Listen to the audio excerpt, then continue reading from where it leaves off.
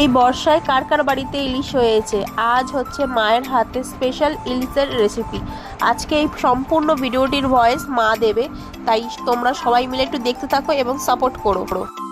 প্রথম মাছটাকে ভালো করে ধুলাম, ধুয়ে তার মধ্যে নুন, হলুদ আর একটু সরষের তেল দিয়ে মাখিয়ে রেখে দিলাম।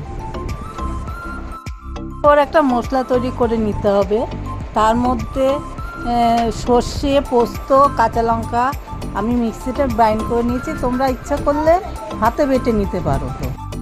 এরপর সম্পূর্ণ মশলাটি ভালো করে প্রত্যেক কটা মাছের মধ্যে মিশিয়ে দিতে হবে। তারপরে উপর দিয়ে ভালো করে একটু সরষের তেল দিয়ে সম্পূর্ণ মাছগুলোকেও ভালো করে মাখিয়ে নিতে হবে।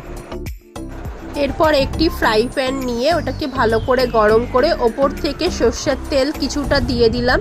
এবার সর্ষের তেলটা একটু গরম হয়ে গেলে ওপর থেকে কিছুটা কালো জিরা ছড়িয়ে নিয়ে একে একে সম্পূর্ণ মাছগুলোকে দিয়ে দেব এবং সম্পূর্ণ মশলাটিও ওপর থেকে দিয়ে দেবো। তার ওপর থেকে কিছুটা কাঁচা লঙ্কা দিয়ে দিলাম, এটা ডেকোরেশনের জন্যও লাগবে এবং পরে ভাতের সাথে তো খেতেও খুব ভালো লাগে।